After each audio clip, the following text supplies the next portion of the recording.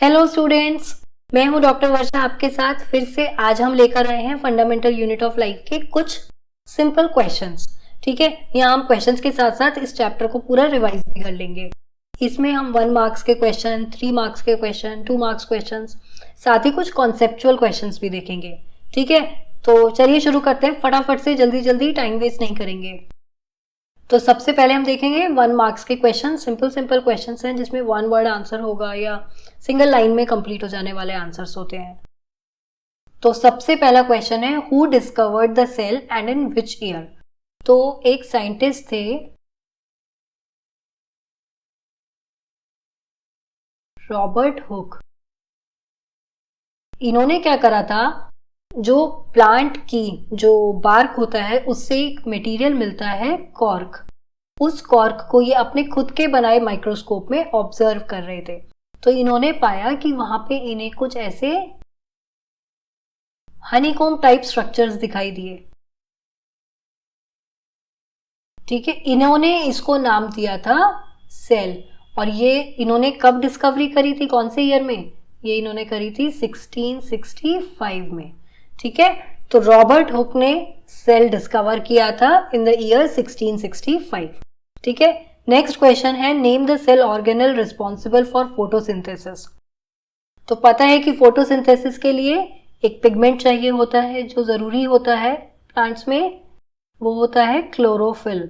और ये क्लोरोफिल कौन से ऑर्गेनल्स में प्रेजेंट होता है? ये प्लास्टिड्स में प्रेजेंट होता है। ठीक है, प्लास्टिड्स आपको पता होंगे 2 टाइप के होते हैं। एक होता है ल्यूकोप्लास्ट और एक होता है क्रोमोप्लास्ट। ल्यूकोप्लास्ट व्हाइट प्लास्टिड्स होते हैं, इनमें कोई पिगमेंट नहीं होता। वहीं जो क्रोमोप्लास्ट होता है, ये पिगमेंट कंटेनिंग प्लास्टिड्स होते हैं। और जब जिस क्रोमोप्लास्ट में क्लोरोफिल प्रेजेंट होगा उसे कहा जाता है, उसे क्या कहते हैं? क्लोरोप्लास्ट। और यही रिस्पॉन्सिबल होता है फोटोसिंथेसिस के लिए। तो chloroplast is responsible for photosynthesis. Next question की तरफ चलते हैं। नेक्स्ट क्वेश्चन है, name 2 cell organelles that contain their own DNA and ribosomes. तो 2 सेल ऑर्गेनल्स जिनमें खुद का डीएनए और राइबोसोम्स होते हैं, वो एक तो होता है माइटोकॉन्ड्रिया और दूसरा होता है प्लास्टिड्स। प्लास्टिड्स हमें सिर्फ और सिर्फ किस में मिलते हैं? प्लांट सेल में मिलते हैं। माइटोकॉन्ड्रिया हमें दोनों में मिलेगा, प्लांट और एनिमल सेल में। ये सिर्फ और सिर्फ प्लांट सेल में मिलते हैं। ठीक है, तो इन दोनों ही ऑर्गेनल्स में इनका खुद का डीएनए होता है और खुद के राइबोसोम्स होते हैं। अब नेक्स्ट क्वेश्चन है, why are lysosomes called suicide bags of the cell. तो इनको क्यों बोलते हैं सुसाइड बैग्स? लाइसोसोम्स में क्या होती है? डाइजेस्टिव एंजाइम्स होती हैं। ये एंजाइम्स सेल में आने वाले फॉरेन मटेरियल्स को डाइजेस्ट करके उनको फिर रिमूव कर देती हैं।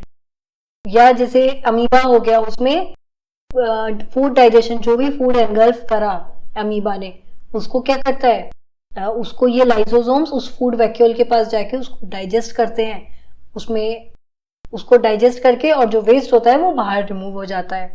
तो ये लाइसोसोम्स कई बार वॉर्न आउट सेल्स, जैसे पुराने हो गए सेल्स या ओल्ड हो गए, तो उसमें क्या होता है, ये जो लाइसोसोम्स होते हैं सेल के अंदर, ये बर्स्ट कर जाते हैं और अपना जो इनकी जो डाइजेस्टिव एंजाइम्स है वो पूरे साइटोप्लाज्म में स्प्रेड हो जाती है और पूरे सेल को ये इस तरीके से डाइजेस्ट कर जाते हैं और सेल की डेथ हो जाती है इस तरीके से। तो इसीलिए इनको लाइसोसोम्स को कहा जाता है suicide bags of the cell. खुद ही अपने ही सेल को भी डाइजेस्ट कर जाते हैं जब वॉर्न आउट हो जाता है, ओल्ड हो जाता है, उस सिचुएशन में। अभी नेक्स्ट क्वेश्चन है, which organelle is known as the power house of the cell. हमें पता है माइटोकॉन्ड्रिया में एटीपी प्रोडक्शन होता है। ATP is the energy currency of cell. इसी एनर्जी को यूज करता है सेल अपने सारे फंक्शंस कंप्लीट करने के लिए।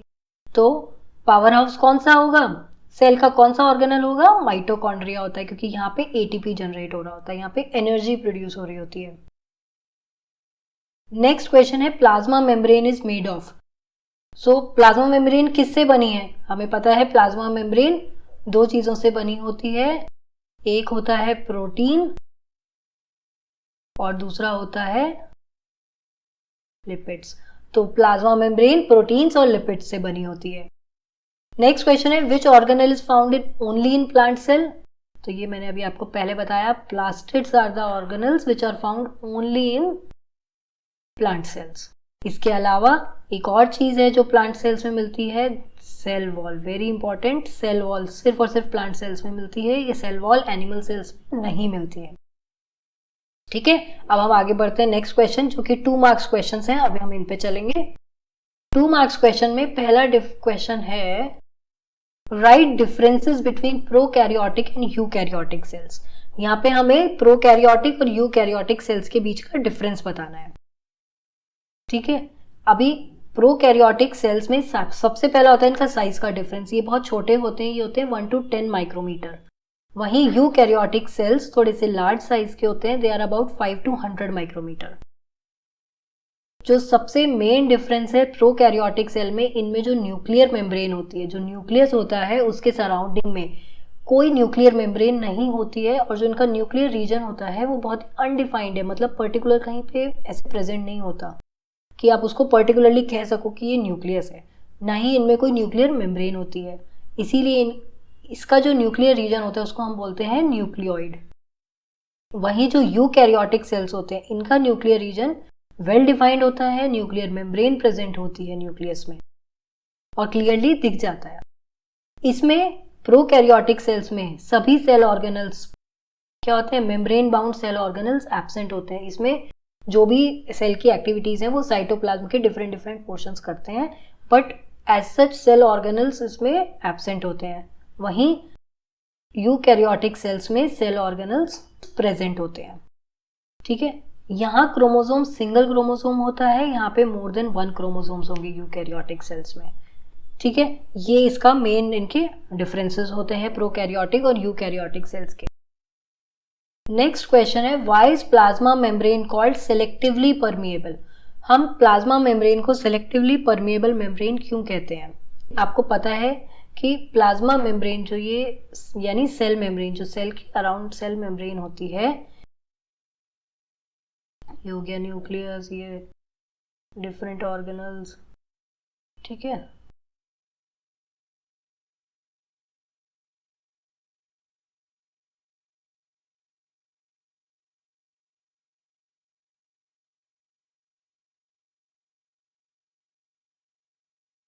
ये जो प्लाज्मा मेम्ब्रेन है, ठीक है, ये सेल मेम्ब्रेन ये क्या करती है, ये सेलेक्टिवली परमिएबल होती है। और क्यों होती है? क्योंकि ये कुछ सब्सटेंसेस को अपने थ्रू पास होने देती है। ठीक है, कुछ सब्सटेंसेस अंदर आ सकते हैं, कुछ बाहर जा सकते हैं। वहीं कुछ सब्सटेंसेस को ये प्रिवेंट करती है, कुछ मटेरियल्स बिल्कुल इससे क्या होता है, एंट्री अलाउ नहीं होती सेल के अंदर मेम्ब्रेन के थ्रू।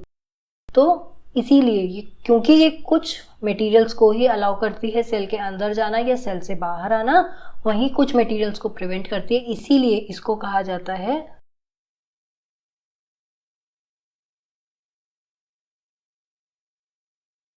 Selectively permeable membrane. अब नेक्स्ट क्वेश्चन है right 2 functions of endoplasmic reticulum. Endoplasmic reticulum क्या होता है? ये होता है एंडोप्लाज्मिक रेटिकुलम।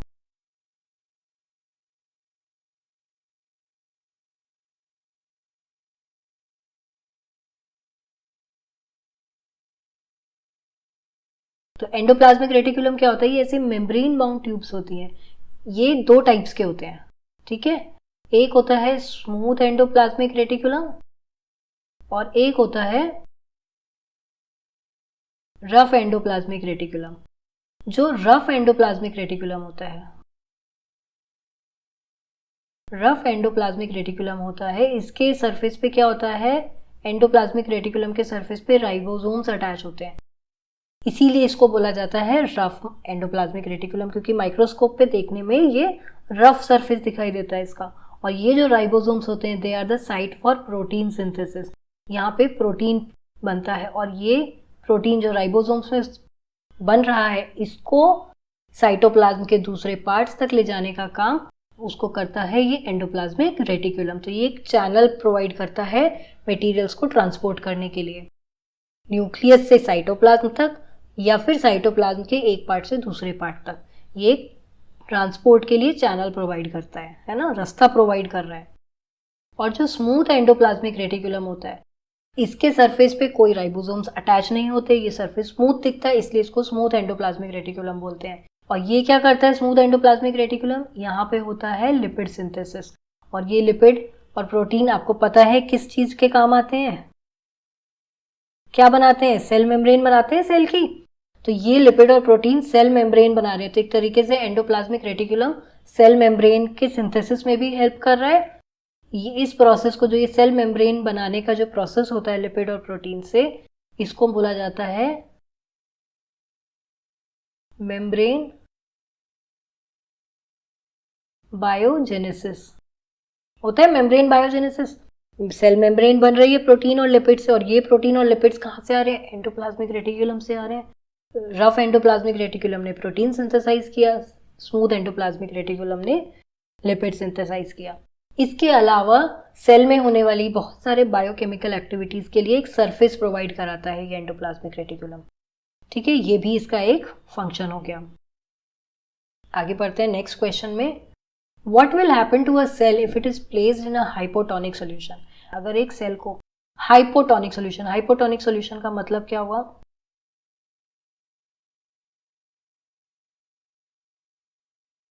कि जो सेल है ना, उसके बाहर जो सॉल्यूशन है उसमें वाटर का कंसंट्रेशन ज्यादा है और जो अंदर है उसमें वाटर की कंसंट्रेशन कम है। तो क्या होगा, ऑस्मोसिस के थ्रू वाटर क्या होता है, अपनी हायर कंसंट्रेशन से लोअर कंसंट्रेशन की तरफ मूव करेगा, तो वाटर सेल के अंदर चला जाएगा और इससे क्या होगा, सेल हमारा स्वेल कर जाएगा। होगा, जब पानी इसके अंदर चला जाएगा, आप किशमिश को जब वाटर के अंदर रखते हो तो क्या होता है, वो किशमिश स्वेल कर जाती है। क्यों, क्योंकि वाटर जो है वो हाइपोटोनिक सोल्यूशन हो गया। किशमिश के अंदर का जो सोल्यूशन है वो स्ट्रॉन्ग है, उसमें शुगर है ना, और जो बाहर आपने पानी रखा वो एक हाइपोटोनिक सोल्यूशन है, मतलब वहाँ पे शुगर कंटेंट तो है ही नहीं और वाटर का कंसंट्रेशन ज्यादा है एज कंपेयर टू किशमिश के अंदर। तो क्या होगा, जो पानी है वो बाहर से अंदर की तरफ ऑस्मोसिस के थ्रू उसके वाटर मॉलिक्यूल्स की एंट्री हो जाएगी और जो आपकी किशमिश है, जो आपका सेल है, वो स्वेल कर जाएगा। What is the function of Golgi apparatus? Golgi apparatus का फंक्शन क्या होता है? अब हम इसके लिए ना थोड़ा पीछे वाले डायग्राम पे चलते हैं एक बार। ये देख रहे हो आप, ये है गोल्गी एपरेटस, है ना। ये इस टाइप के ऐसे मेम्ब्रेन बाउंड स्ट्रक्चर्स होते हैं, फ्लैटेंड, और इनका काम क्या होता है कि जो भी मटेरियल्स एंडोप्लाज्मिक रेटिकुलम के पास सिंथेसाइज हो रहे हैं, प्रोड्यूस हो रहे हैं, उनको पैकेज करना और उनको सेल के अंदर ही दूसरे पार्ट्स तक पहुंचाना या दूसरे सेल के बाहर तक ट्रांसपोर्ट करने का काम, उनको भेजने का काम गोल्गी एपरेटस करता है। It is like a postman.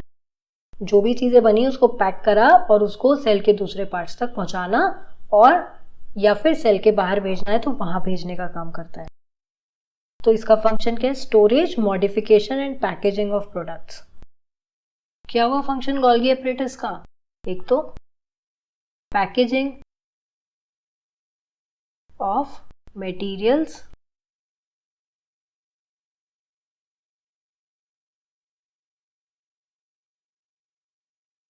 Synthesized in endoplasmic reticulum, और इसका एक लाइसोसोम फॉर्मेशन में भी रोल रहता है गोल्गी एपरेटस का।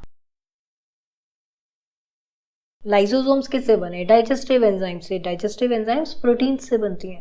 तो जो प्रोटीन्स राइबोसोम्स में सिंथेसाइज हो रहे हैं उनको पैकेज करके स्टोर करना लाइसोसोम फॉर्मेशन हो गया, उसी में तो लाइसोसोम्स बनेगा। तो इस तरीके से ये गोल्गी एपरेटस लाइसोसोम फॉर्मेशन भी करता है। अब हम आगे बढ़ते हैं, नेक्स्ट है हमारी 3 मार्क्स के क्वेश्चंस, तो इनको देख लेते हैं हम। पहला क्वेश्चन है draw neat label diagram of an animal cell. तो हमें एक अच्छा सा डायग्राम बनाना है एनिमल सेल का।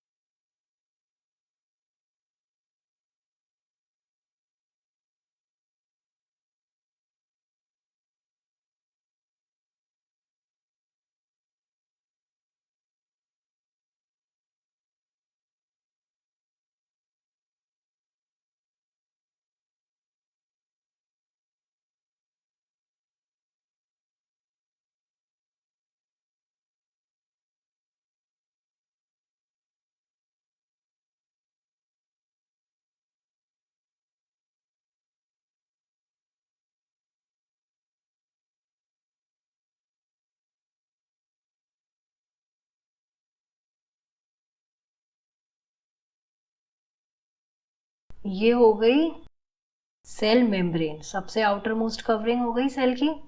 इसके अंदर क्या है, ये है साइटोप्लाज्म। अब इसमें सबसे पहला स्ट्रक्चर हम बनाते हैं,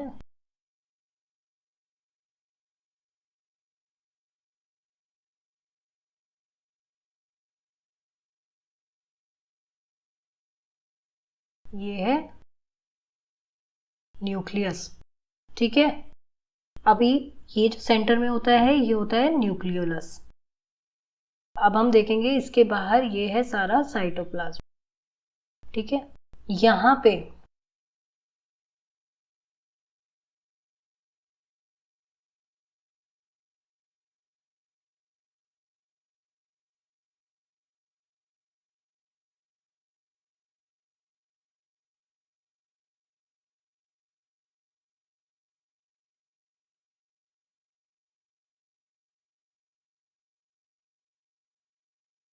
ये क्या कहलाएगा हमारा, रफ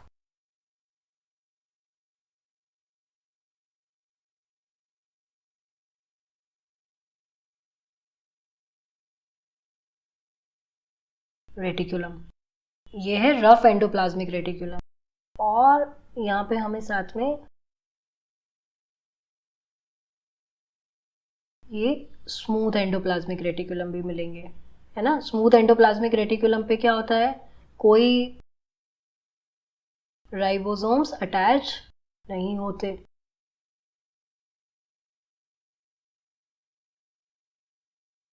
ये जो है ये लिक्विड कंटेंट, ये क्या है यहाँ पे, साइटोप्लाज्म। और इस साइटोप्लाज्म में दूसरे ऑर्गेनल्स प्रेजेंट हैं।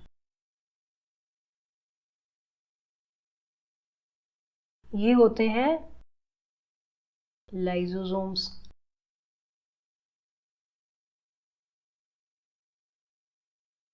हमें यहाँ पे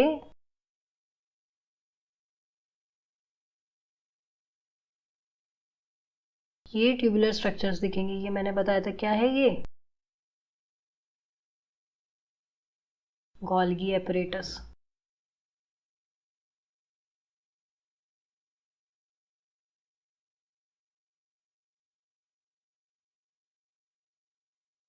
ये होता है माइटोकॉन्ड्रिया, जिसमें इनर सरफेस ऐसे फोल्डेड होता है इनर मेम्ब्रेन, और आउटर मेम्ब्रेन स्मूथ होती है। तो ये हो गया माइटोकॉन्ड्रिया। इनर मेम्ब्रेन क्यों फोल्डेड होती है, इससे इसका सरफेस एरिया बढ़ जाता है ना, जिससे एटीपी जनरेशन में ज़्यादा सरफेस मिलता है। सेंट्रोसोम प्रेजेंट होता है सेल में, ये सेल डिवीजन में काम आता है। इसके अलावा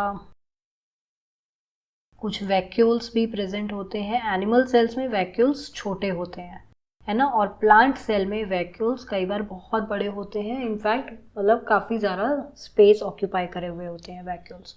तो ये एक एनिमल सेल का डायग्राम हो गया।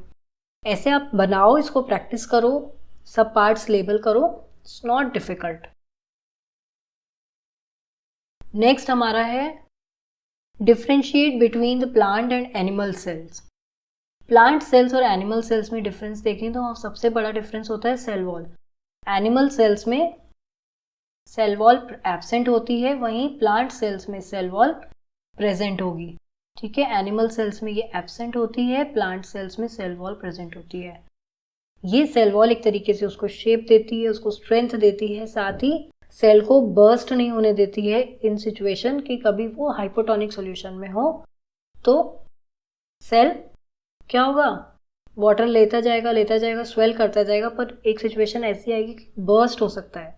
उस सिचुएशन को प्रिवेंट करने के लिए जो काम होता है वो सेल वॉल करती है, वो उसको सेल को बर्स्ट नहीं होने देती है। ठीक है, इसके अलावा प्लांट सेल्स में प्लास्टिड्स होते हैं, जो मैंने अभी पहले बताया आपको, क्रोमोप्लास्ट और ल्यूकोप्लास्ट। ये प्लास्टिड्स एनिमल सेल्स में एब्सेंट होते हैं। फिर अभी मैंने पहले आपको बताया वैक्यूल्स जो होते हैं, प्लांट सेल्स में लार्ज वैक्यूल्स होते हैं, कई बार मैक्सिमम स्पेस ऑक्यूपाई करे हुए होते हैं, और एनिमल सेल्स में स्मॉल वैक्यूल्स होते हैं। नेक्स्ट क्वेश्चन आता है, explain the process of osmosis with the help of a diagram. अब यहाँ पे ऑस्मोसिस एक्सप्लेन करना है, तो ऑस्मोसिस में क्या होता है, it is the movement of water molecules from its higher concentration to its lower concentration. तो जहाँ पे भी वाटर मॉलिक्यूल्स का कॉन्सेंट्रेशन ज़्यादा है, मतलब अगर आप शुगर सॉल्यूशन देखोगे तो उसमें और प्लेन वाटर में वाटर मॉलिक्यूल्स का कॉन्सेंट्रेशन प्लेन वाटर में ज़्यादा होगा। शुगर सॉल्यूशन में क्या है, शुगर मिक्स हो गई है तो वाटर कॉन्सेंट्रेशन वाटर मॉलिक्यूल्स की कम हो गई है। तो वहाँ पे ऐसे में जो वाटर है वो प्लेन वाटर से, अगर एक सेमी परमिएबल मेम्ब्रेन बीच में रख दी जाए तो वाटर मॉलिक्यूल्स प्लेन वाटर से मूव करेगा शुगर सॉल्यूशन की तरफ। ठीक है,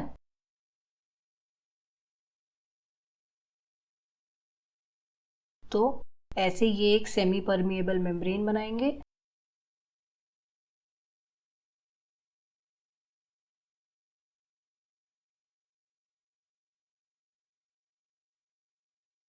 एंड यहाँ पे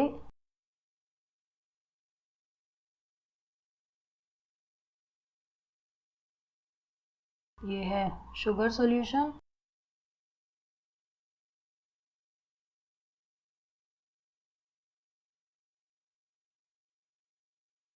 this is water and this is sugar solution. यहाँ पे वाटर मॉलिक्यूल की कॉन्सेंट्रेशन क्या है, कम है, और यहाँ वाटर मॉलिक्यूल्स की कॉन्सेंट्रेशन ज़्यादा है। तो ऐसे में क्या होगा, जो हमारे वाटर मॉलिक्यूल्स हैं वो यहाँ से इधर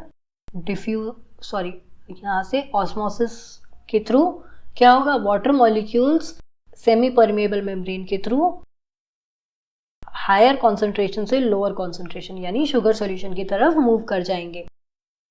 उससे क्या होगा, यहाँ का वाटर लेवल बढ़ जाएगा और यहाँ पे कम हो जाएगा।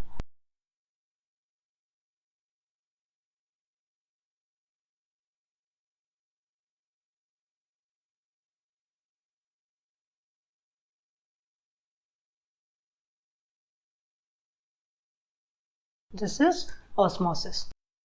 क्योंकि वाटर मॉलिक्यूल्स यहाँ से इधर डिफ्यूज करे तो यहाँ पे वाटर लेवल बढ़ जाएगा और यहाँ पे कम हो जाएगा। ठीक है, ये हो गया ऑस्मोसिस। तो ऐसे ही आप यहाँ पे एक सेल दिखा सकते हो इसमें कि हमने एक सेल रखा तो क्या होगा, सेल के अंदर वाटर मूव कर गया। इसको हम ऐसे भी दिखा सकते हैं कि हमने एक सॉल्यूशन था, प्लेन वाटर में रखा हमने रेजिन को, तो क्या होगा, हमारा जो वाटर मॉलिक्यूल है वो ऐसे ऑस्मोसिस के थ्रू अंदर जाएगा और इससे जो हमारा रेजिन है वो स्वेल कर जाएगा। तो ये आप ऐसे भी शो कर सकते हो। तो ये हो गया प्रोसेस ऑस्मोसिस का। What are plastids and name the types of plastids and their functions. तो जो ये प्लास्टिड्स होते हैं ये हमें मिलते हैं सिर्फ प्लांट सेल्स में, और ये दो टाइप्स के होते हैं। कौन से, ल्यूकोप्लास्ट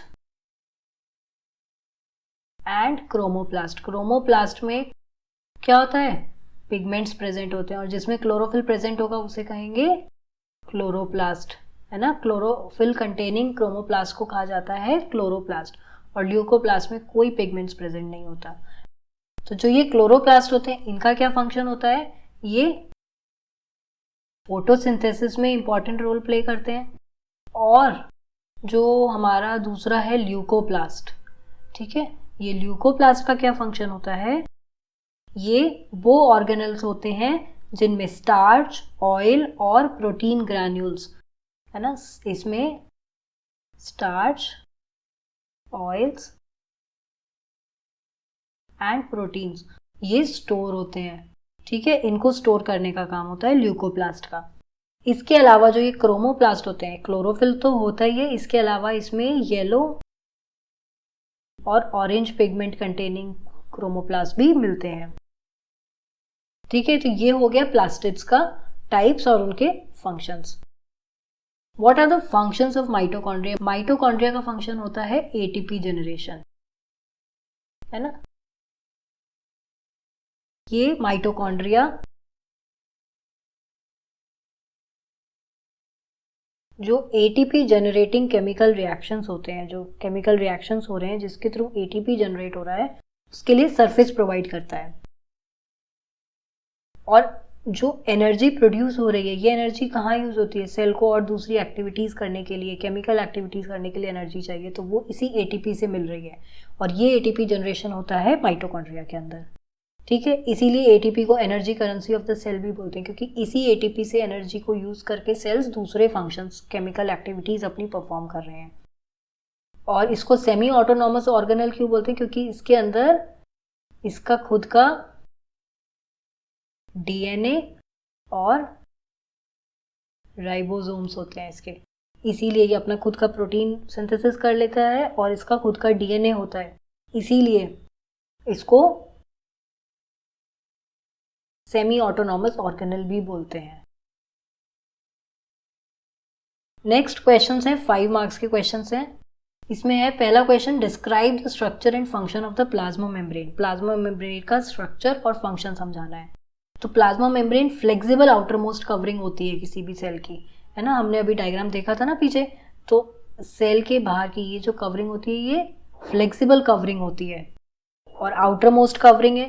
इसके अलावा ये सेमी परमिएबल होती है, जो कि मैंने बताया आपको, कुछ सब्सटेंसेस को अपने अंदर आने देती है और कुछ को बाहर जाने देती है, बट कुछ मटेरियल्स को प्रिवेंट करती है। इसके अलावा ये ऑर्गेनिक मॉलिक्यूल्स किससे बनी है, प्रोटीन्स और लिपिड से। तो ये इन दोनों से मिलकर बनी होती है प्लाज्मा मेम्ब्रेन। इसका स्ट्रक्चर हमें सिर्फ और सिर्फ इलेक्ट्रॉन माइक्रोस्कोप में दिखाई देता है। और इसके फंक्शंस पे अगर हम आए तो इसके फंक्शंस में होते हैं, acts as a selective barrier separating cells internal environment from external surroundings. जो सेल के अंदर का एनवायरनमेंट है और जो बाहर सराउंडिंग में एनवायरनमेंट है, उससे सेल के जो सेल को सेपरेट करके रखती है, उसके अंदर के एनवायरनमेंट को बाहर के सराउंडिंग एनवायरनमेंट से सेपरेट करती है, ठीक है। तो उसके लिए क्या करती है, एक बैरियर का काम करती है। तो सारे मटेरियल्स को अंदर से बाहर मिक्स नहीं होने देगी, है ना। साथ ही regulates the movement of some materials in and out of cell while preventing others. कुछ मटेरियल्स को सेल के अंदर जाने देती है और कुछ को बाहर आने देती है, और कुछ मटेरियल्स को रोक देती है। तो इस तरीके से वो वही बैरियर का ही काम कर रही है, सेमी परमिएबल मेम्ब्रेन है। साथ में शेप भी मेंटेन करती है सेल की। तो ये भी एक इंपॉर्टेंट फंक्शन है प्लाज्मा मेम्ब्रेन का, कि पूरी एक सेल की शेप को मेंटेन करना भी प्लाज्मा मेम्ब्रेन का या सेल मेम्ब्रेन का काम होता है। नेक्स्ट क्वेश्चन है, explain in detail the structure and function of the nucleus. तो न्यूक्लियस का स्ट्रक्चर और फंक्शन देखते हैं। न्यूक्लियस ओवल और स्फेरिकल स्ट्रक्चर्स होते हैं near the centre of the cell. जो सेल के सेंटर में, आपने डायग्राम देखा होगा अभी पीछे, तो सेल के सेंटर में ऑलमोस्ट मिलता है ये न्यूक्लियस, है ना। और ये ओवल होता है या स्फेरिकल होगा शेप में, डबल लेयर कवरिंग होगी इसके सराउंडिंग में, एक कवरिंग भी होती है, ये होती है nuclear membrane.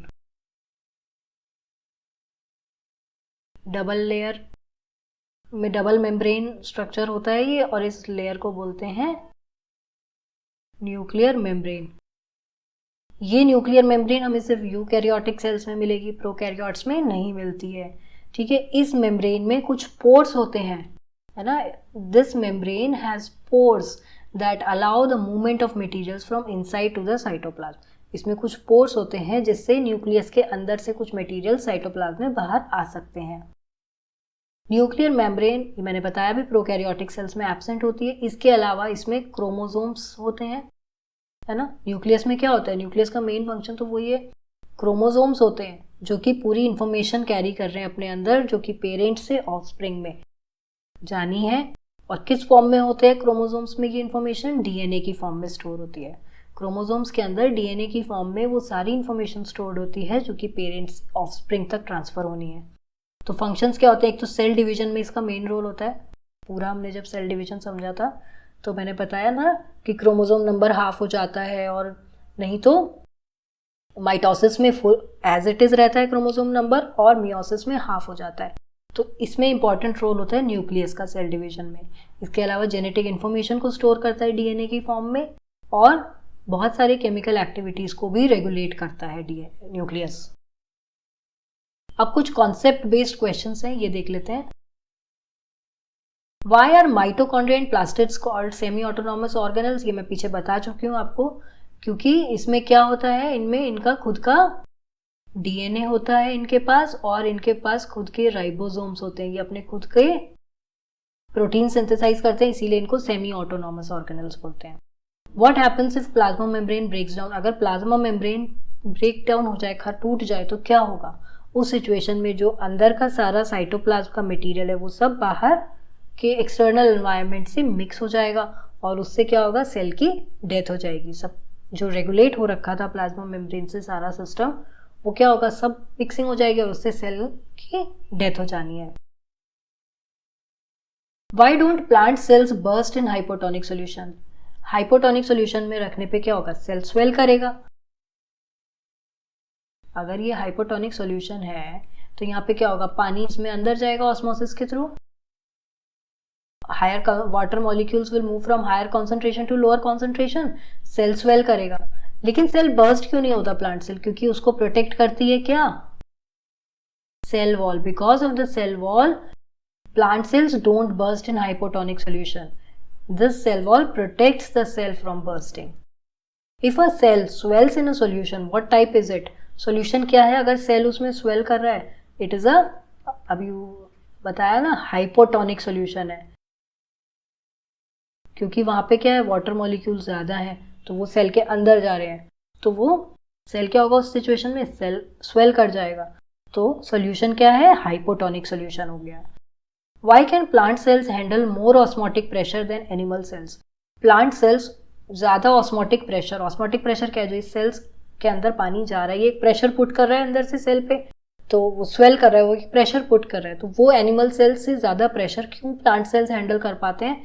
Same like the first question, it is because of the cell wall, क्योंकि सेल वॉल उसको बर्स्ट नहीं होने देती। वहीं एनिमल सेल्स में क्योंकि सेल वॉल नहीं होती है तो वो बर्स्ट कर जाएगा सेल एक पॉइंट के बाद। अब कुछ असर्शन और रीजनिंग बेस्ड क्वेश्चंस हैं, ये देख लेते हैं। इसमें हमें क्या है कि ये एक असर्शन दिया, एक स्टेटमेंट दिया है और उसका रीजन दिया है दूसरा। अब ये एग्जैक्टली आपको चेक करना है कि क्या ये वाकई इसका रीजन है या नहीं है, या ये दूसरा भी बस स्टेटमेंट है और ट्रू है या फॉल्स है, ठीक है। पहला स्टेटमेंट कह रहा है plasma membrane is called selectively permeable membrane. Yes, plasma membrane is selectively permeable, so this is true. It allows only certain substances to pass through it. ये कह रहा है कि प्लाज्मा मेम्ब्रेन सिर्फ कुछ ही सब्सटेंसेस को पास होने देती है। Yes, true. तो ये पहला ऑप्शन कह रहा है both A and R are true, मतलब असर्शन और रीजनिंग ट्रू है and R is the correct explanation of A, और आर जो है रीजनिंग जो है वो उसका करेक्ट एक्सप्लेनेशन है ए का। हाँ, यहाँ पे ये करेक्ट एक्सप्लेनेशन है, क्योंकि प्लाज्मा मेम्ब्रेन को सेलेक्टिवली परमिएबल क्यों बोलते हैं, क्योंकि कुछ ही सब्सटेंसेस को पास होने देती है। तो it is the correct explanation of assertion. तो यहाँ पे ये वाला ऑप्शन करेक्ट हो जाता है। नेक्स्ट क्वेश्चन में है mitochondria are called the power house of the cell. तो वो कह रहा है माइटोकॉन्ड्रिया को power house of the cell कहते हैं। हाँ, कहते हैं, एटीपी जनरेशन होता है यहाँ पे। दूसरा वो कह रहा है mitochondria help in the synthesis of protein. दूसरा स्टेटमेंट रीजन में दिया है कि वो प्रोटीन सिंथेसिस में हेल्प करता है। क्या माइटोकॉन्ड्रिया प्रोटीन सिंथेसिस में हेल्प करता है? नहीं, ये स्टेटमेंट ही फॉल्स है। अब यहाँ पे पहला ऑप्शन तो गलत हो गया कि A and R are true, क्योंकि रीजन तो ट्रू ही नहीं है।